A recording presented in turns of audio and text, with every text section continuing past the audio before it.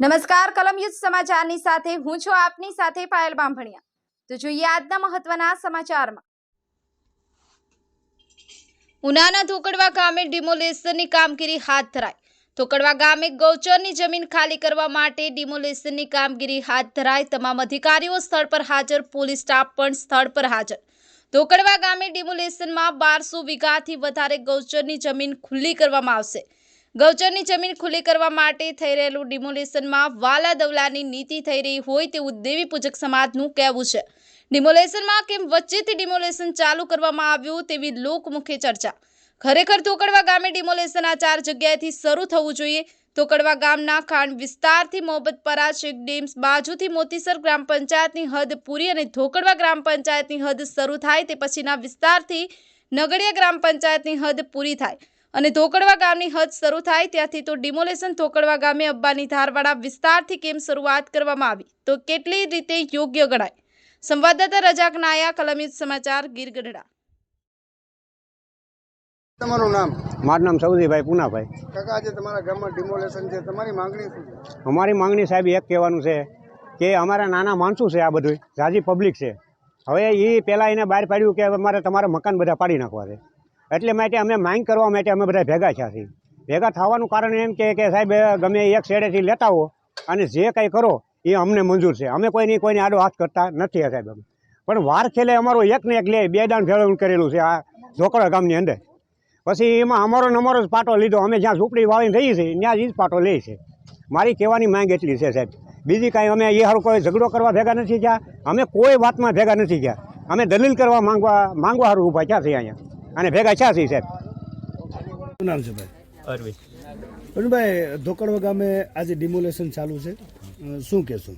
હવે ડિમોલેશનમાં તો એવું છે સાહેબ કે 2 થી 3 વાર અહીંયા આવી ગયેલા છે, પણ જ્યારે આવે ત્યારે ગામમાંથી તો સલું કરતા નથી પહેલી વાર, અને જ્યારે આવે ત્યારે અમારા દેવી પૂજક સમાજના દરેક ભાઈઓને પહેલાં ટાર્ગેટ કરે છે અને ગામમાં કોઈ એનો કોઈ વિવાદ નથી કે એનો કોઈ રસ્તો નથી।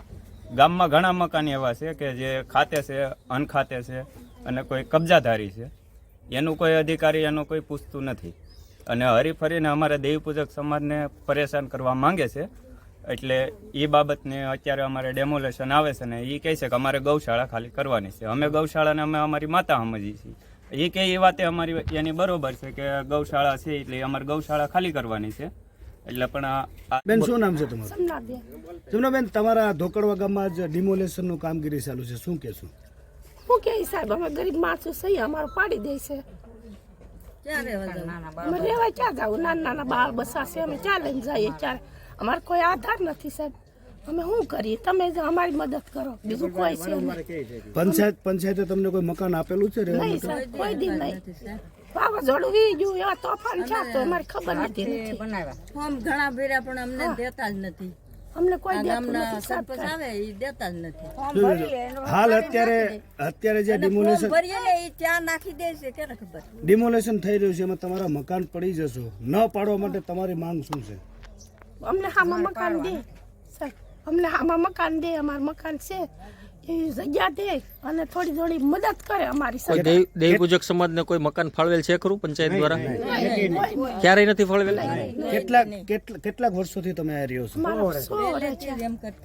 100 વર્ષથી તમે ધોકડવા ગામ પંચાયતને મતદાન કરો છો? બાપાના શોકે રહેતા હતા, બોલો ને બોલવા વાળા બોલો। તમારું નામ ને ગામ? નામ ધોકડવા ગામ, નામ જસુબેન।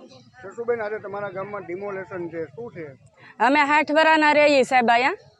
અત્યારે અમારા માળા વિખવા ઉભા થયા તો અમને તે જેદી મત લીધા તેદી 60 વર્ષનું એમ કીધેલું કે જો અમે આ મકાન પાડીએ કે કાંઈ ગૌશાળો ઠાલો કરાવીએ તમારી માતાજીના સોગન છે।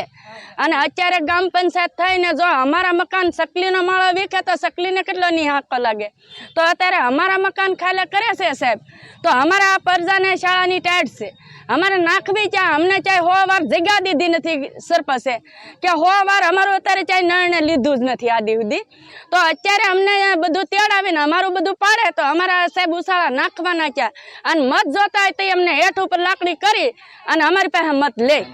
આ ગામ પંચાયત અને ઝીણા ઝીણા છોકરા છે અમારી બાજુમાં. હવે અમે ટાઈટ ખાઈએ કે અમારા છોકરાને બધાને મેકવાના ક્યાં સરકારને કહી અમારું નિર્ણય તમે લ્યો.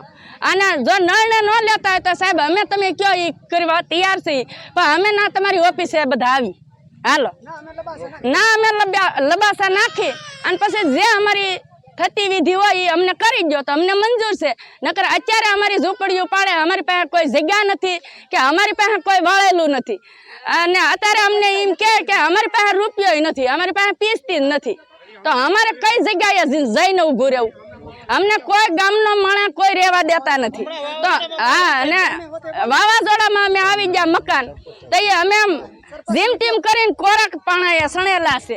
અમારી પાસે પાકા મકાન નથી કે અને સરપંચ અત્યારે અમને એમ કે તમે નીકળી જાઓ, તો અમારે નીકળીને ક્યાં જવાનું? એ સરપંચ નિર્ણય લે આટલી પબ્લિકને ક્યાં નાખવાની છે એ વિધિ પેલી કરે, પછી અમે એને વિધિ કરી દઈએ.